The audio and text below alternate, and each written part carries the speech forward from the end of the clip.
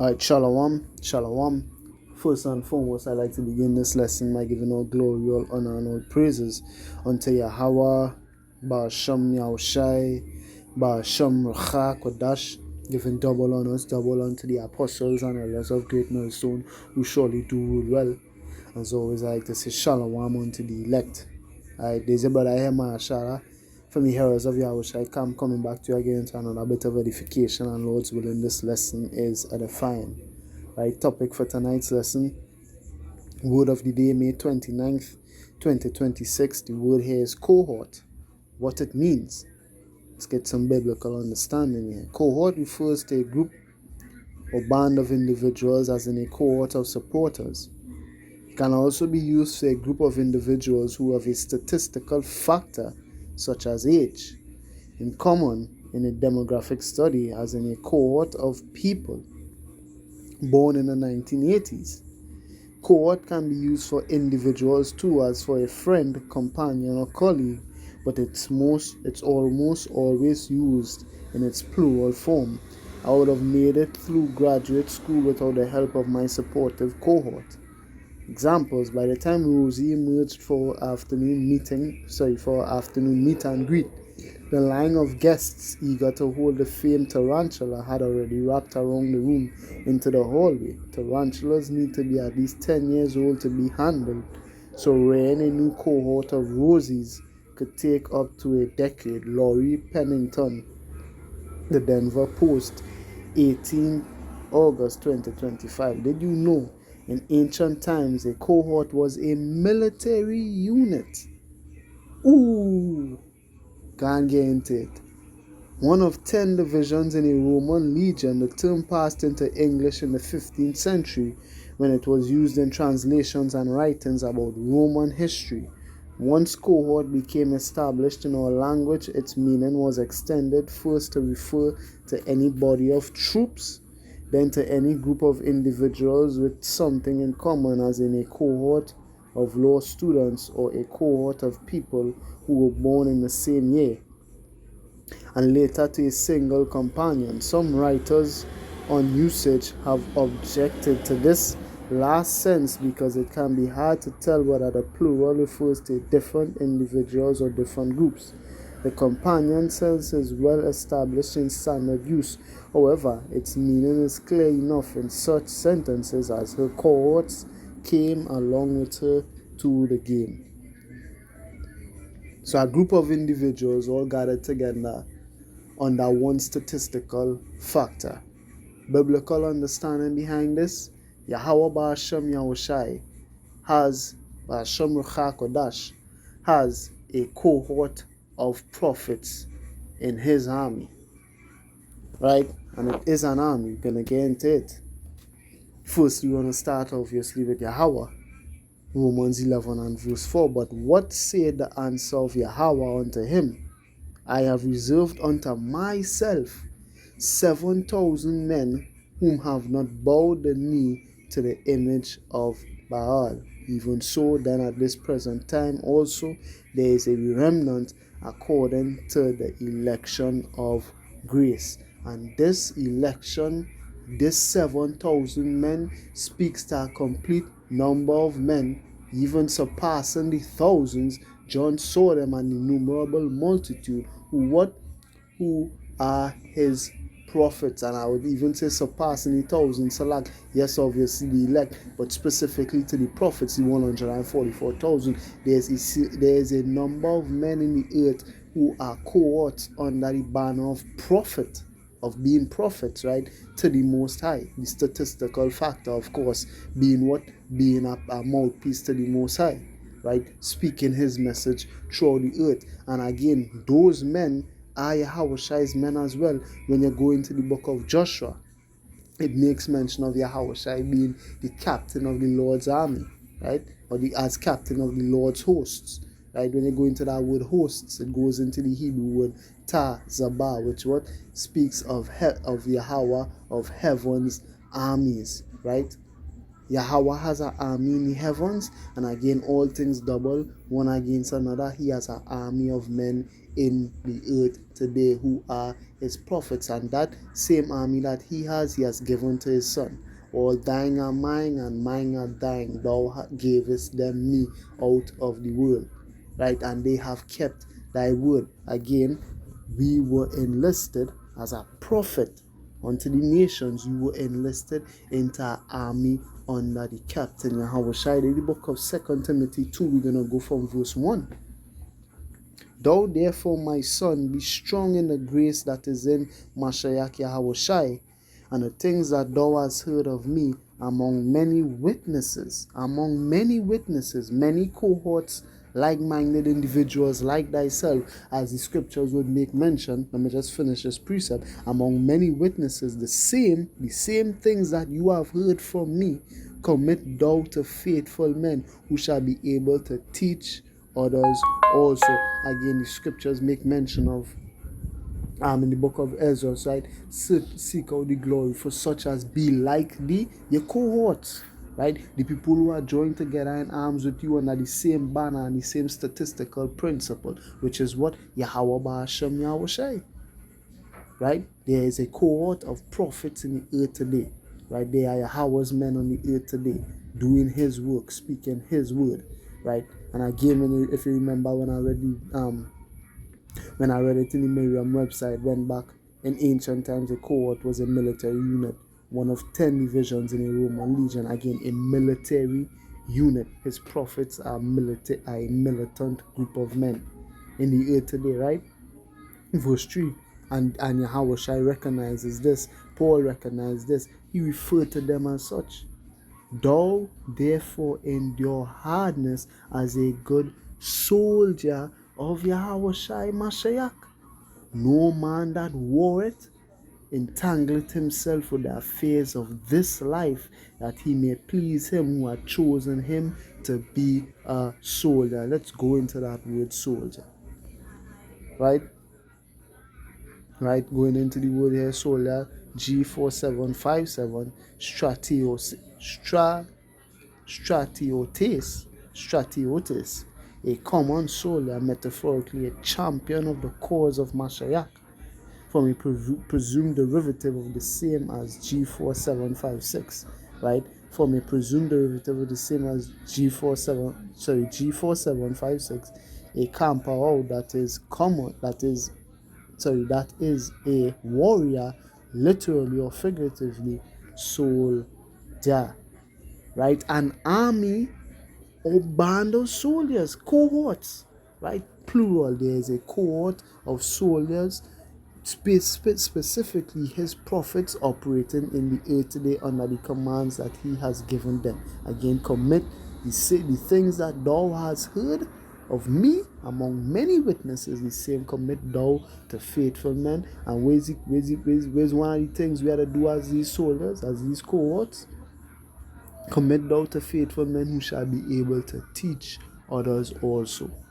We came into this thing learning so that what we could teach others who willing to learn as well, so that they could teach as well, and the ball just keep rolling, right? A well-oiled machine, right? And obviously we know we are likened unto soldiers. This is an army. You best believe that we strike fear in all that see us, right? This is the book of Ezekiel 37, reading from verse 10. So I prophesied as he commanded me, and the breath, these words, came into them, this understanding, this wisdom, this knowledge, and they lived and stood up upon their feet, an exceeding great army. What? The cohorts, the prophets. Same thing that was said in Revelation chapter 11, verse 10. Sorry, 10 and 11, right? So like, verse 10, Revelation chapter 11, reading from verse 10. And they that dwell upon the earth shall rejoice over them, right? Speaking of the enemies of the prophets, and make merry, and shall send gifts one to another, because these two prophets, representative of the army of prophets from the southern kingdom and the army of prophets from the northern kingdom, shall send gifts one to another, and these gifts was slaves, Revelation 18, right? Even Joel 3, I believe it is, or Joel 2, sold a boy for a harlot and a girl for wine that they might drink, because these two prophets tormented them that dwelt on the earth. So they were happy to see that the prophets were in a spiritually dead state, because what that meant, that their kingdom was not gonna fall, right? Because it had nobody calling for the judgment on the kingdom. Revelation 11 verse 11. And after these 3 days and a half, the spirit of life, again, Ezekiel 37 called it what? And breathed, and the breath came into them. So breath in Ezekiel 37:10, Revelation 11:11, the spirit of life from Yahweh entered into them, the Holy Spirit, right? Yahweh sent the Comforter, and they stood upon their feet. And they stood upon their feet, and great fear fell upon them which saw them, which was what? The people on the earth. Specifically, as we could head into it as well, we're going to close the video with it. Even the rulers fear us. Why? Because we have all the tools necessary to bring down this kingdom, and we know they fear the prophets. This was a normal thing, right? 1 Samuel 16 from verse 1. And Yahweh said unto Samuel, how long wilt thou mourn for Saul, seeing I have rejected him from reigning over Israel? Fill thine horn with oil, and go, I will send thee to Jesse the Bethlehemite, for I have provided me a king among his sons. And Samuel said, how can I go? If Saul hear it, he will kill me. And Yahweh said, take an heifer with thee, and say, I am come to sacrifice to Yahweh. Call Jesse to the sacrifice. I will shew thee what thou shalt do, and thou shalt anoint unto me him whom I name unto thee. And Samuel did that which Yahweh spake, and came to Bethlehem. And the elders of the town trembled at his coming, and said, comest thou peaceably? It was a known thing in the earth in the days of Samuel, that if you saw a prophet in your tongue, it could have been that he was going to call for the judgment on the inhabitants of that tongue, and everybody was going to die. When you see a prophet, that usually means something very bad for you. Again, Amos 3 from verse 6. Shall there be evil in a city, and Yahweh had not done it? So shall a trumpet be blown in the city, and the people not be afraid? Shall there be evil in the city, and Yahweh had not done it? Lo, Yahweh will do nothing except he revealeth his secret unto his servants the prophet. The prophets are the warning symbol and the warning sign that judgment is about to come upon you. So that is why these elders was afraid, because they knew they were supposed to be at the sight of a prophet. Comest thou peaceably? And he said, peaceably I am come to sacrifice unto Yahweh. Sanctify yourselves and come with me to the sacrifice. And he sanctified Jesse and his sons and called them to the sacrifice. Now, our next point I would like also to make about this, not only is it the potential judgment that Samuel could call on a city that has these people afraid, but Samuel himself was a scary individual to be around. Because if we could just go to the chapter prior to this, right, and we could read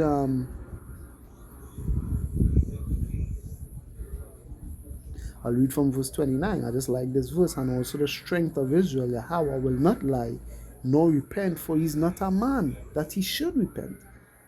Then he said, I have sinned, Saul, speaking here, yet honor me now, I pray thee, before the elders of my people and before Israel, and turn again with me, that I may worship Yahweh thy power. So Samuel turned again after Saul, and Saul worshipped Yahweh. Then said Samuel, bring ye hither to me Agag, the king of the Amalekites. And Agag came unto him delicately. And Agag said, surely the bitterness of death is past. So surely you get over your anger, and you know you ain't had that killing intent in you no more. Well, he was wrong. Verse 33. And Samuel said, As thy sword had made women childless, so shall thy mother be childless among women. And Samuel hewed Agag in pieces before Yahweh in Gilgal. So what chapter before, Samuel just put the king of our nation to death and chopped him up into pieces. Now we see in chapter 16, now we show up in our man tongue. Obviously they're afraid Samuel doing some scary shit. So what now we see in here, it is a perfectly rational thing to fear the prophets. Because what? When it come down to it, they mark people for death. That is their job. Right? Going now. So now we understand one prophet, the prophet Samuel, is scary enough. What about 2 or 3? Matthew 18 and verse 20. For where 2 or 3, I'll even read. Let me see here.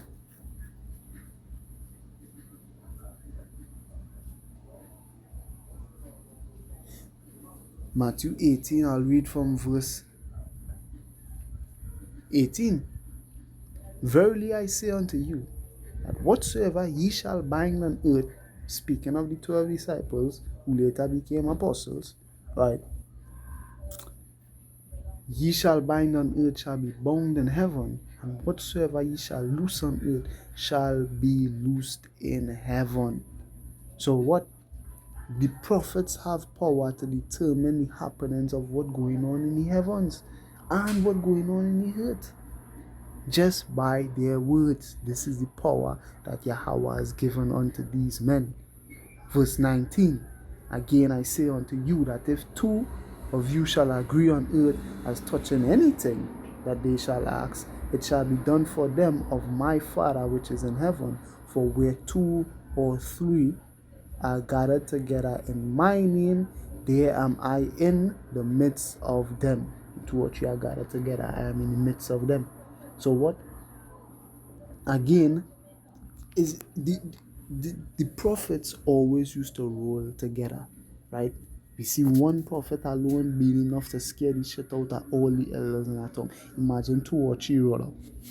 Imagine 2 or 3 roll up. Imagine a whole cohort of prophets. Well, it's not something hard to imagine, because even in Samuel's time, this was a regular thing to pass a company of prophets. We're going to show you. 1 Samuel 10 and verse 5. After that thou shalt come to the hill of power, where is the garrison of the Philistines, and it shall come to pass when thou art come thither to the city, that thou shalt meet a company of prophets, or what? As per the topic of the lesson, a cohort of prophets. Right? There's some Strong's Hebrew 2256. Chabal, right? A cohort, rope, territory, band, company, right? Band or company, right? A union, right? You're going to meet a union of prophets, right? All men walking in unison. What? Be of same mind one toward another. Let us all speak the same thing. And what? Acts 2 and 42. And they continued steadfast in the apostles' doctrine and fasting and fellowship and breaking of bread and prayers. Right? A cohort of prophets. They always were together. This is how the prophets move. This is the MO of the prophets. Very rarely will you see prophets in life and they're rolling by themselves. Right? It is not the norm. Right? That thou shalt meet a company of prophets coming down from the hill place with a psaltery and a tabret and a pipe and a harp before them, and they shall prophesy. Going to verse 10. And when they came to the hill, behold, a company of prophets met him, and the spirit of power came upon him, and he prophesied among them, speaking of Saul. So what? When you meet prophets, you're usually going to meet them in a cohort, in a company, or in a band. They're not going to be by themselves. Right? So, understand, one prophet is scary enough, but what you're meeting a full army now. 2 Timothy 2. Again, what?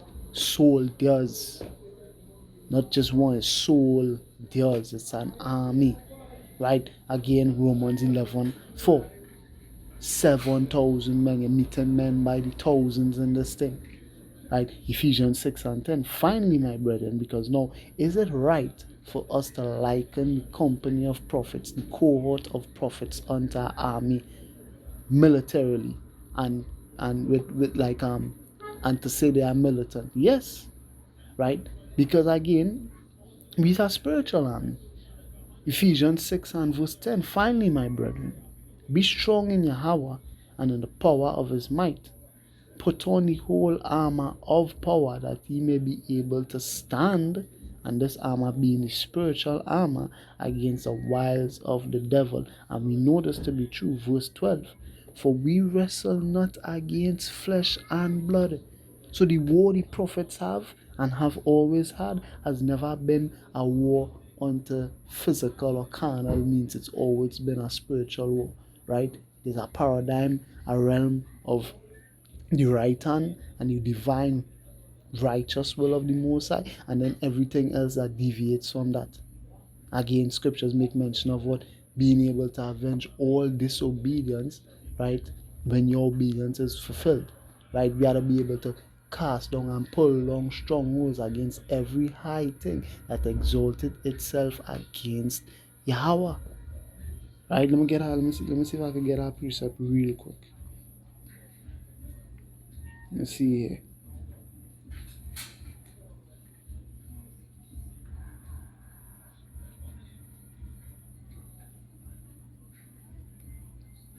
2 Corinthians 10 and 4.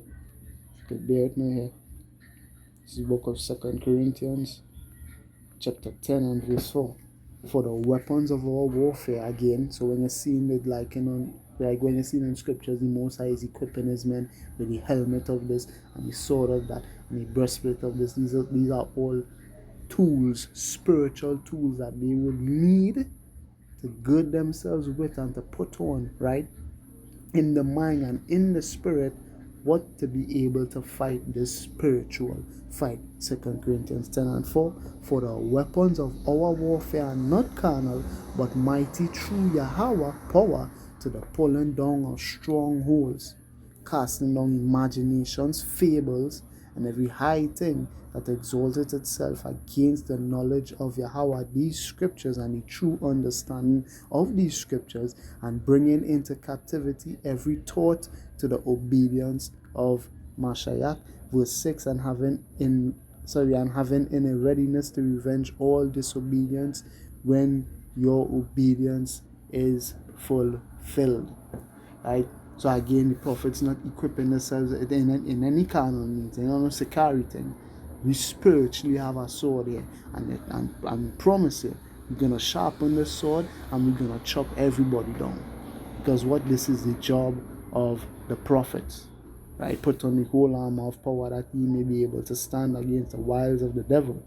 For we wrestle not against flesh and blood, but against principalities and powers, against the rulers of the darkness of this world, against spiritual wickedness in high places. Wherefore take unto you the whole armor of Yahweh, that ye may be able to withstand in the evil day, and having done all to stand.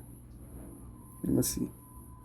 Stand therefore, having your loins girt about with truth, having on the breastplate of righteousness, all spiritual things, and your feet shod with the preparation of the gospel of peace. Above all, taking the shield of faith, wherewith ye shall be able to quench all the fiery darts of the wicked, and take the helmet of salvation and the sword of the Spirit, which is the word of Yahweh, praying always with all prayer and supplication in the Spirit, and watching thereunto with all perseverance and supplication for all saints. And for me, that utterance may be given unto me, that I may open my mouth boldly to make known the mystery of the gospel, for which I am an ambassador in bonds, that therein I may speak boldly as I ought to speak.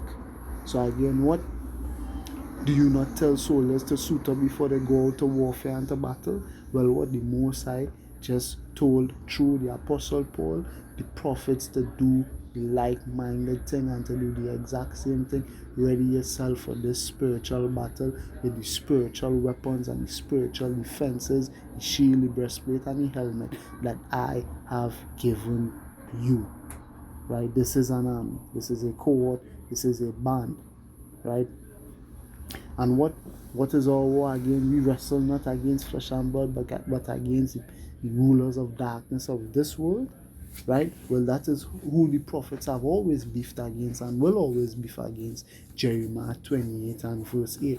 The prophets that have been before me and before thee of old prophesied both against many countries and against great kingdoms of war and of evil and of pestilence. So we see why it is in Revelation 11 and verse 10 to 11, it speaks about what that great fear fallen upon them that saw them, because what they knew and they know the MO of the prophets is to throw down the current ruling class. This is how the prophets operate, right? Isaiah chapter 13, the people that currently rule this world know about the prophets. They have to by this point, right?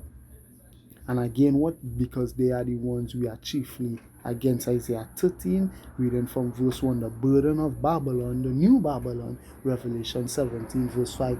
And I saw on her head a name written, Mystery Babylon, which Isaiah, the son of Amos, did see, lift up a banner, this truth, upon the high mountain above every government in the earth. Exalt the voice unto them, Isaiah 58 and 1. Shake the hand that they may go unto the gates of the noble. Shaking the hand. It's like you're pointing at them and you're warning them and you're letting them know, hey, shit gonna hit the fan. I have commanded my sanctified ones, the prophets, Jeremiah 1. I have sanctified thee and ordained thee a prophet among the nations. I have commanded my sanctified ones, my prophets, my cohort, my band of my soldiers. I have also called my mighty ones, for mine anger the angels, even them that rejoice in mine highness. So again, what? Shake the hand that they may go into the gates of the noble. So what? Our enemies are very clear on who we are and who they are to us.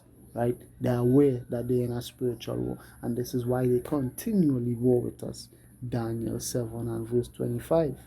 Because they know perfectly how to hit us where it hurts. Just get us to go off.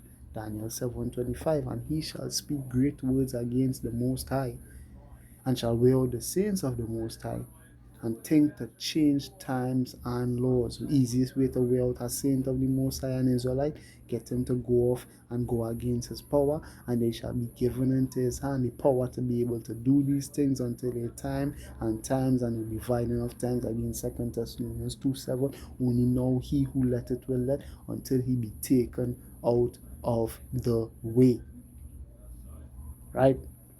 So again, it's a divide. It's the prophets versus everybody else in the world, and the prophets are always winning.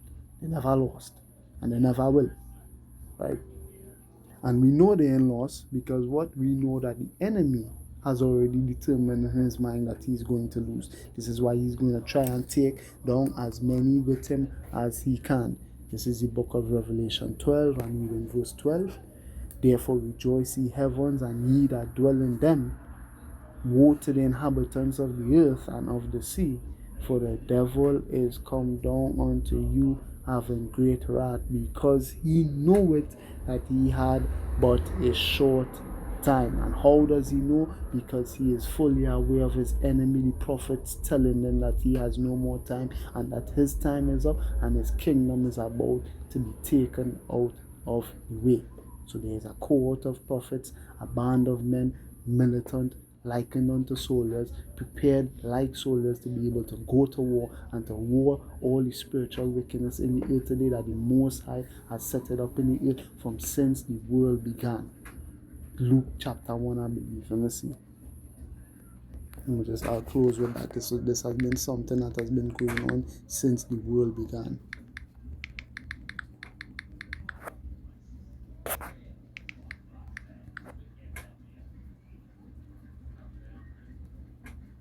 Right? Luke chapter 1, And verse 70, 69, and he had raised up an horn of salvation for us in the house of his servant David, Yahushai, as he spake by the mouth of his holy prophets, his cohort, his band, his 7,000 men who will not bow the knee to the image of Baal, which have been since the world began, that we should be saved from our enemies and from the hand of all that hate us. Right? So Lord willing, this lesson was edifying and that you were edified. In closing, I like to say Kal Halal Yamla Yahweh Ba'asham Yahushai Ba'asham Rcha Kodash, giving double honors, double unto the apostles and elders of Great Millstone. Surely do rule well. As always, I like to say Shalom unto the elect. Right? This has been your brother here, Maya Shala from the Heralds of Yahushai Camp. Till next time, I like to say Shalom. Repent, for the kingdom of heaven is at hand.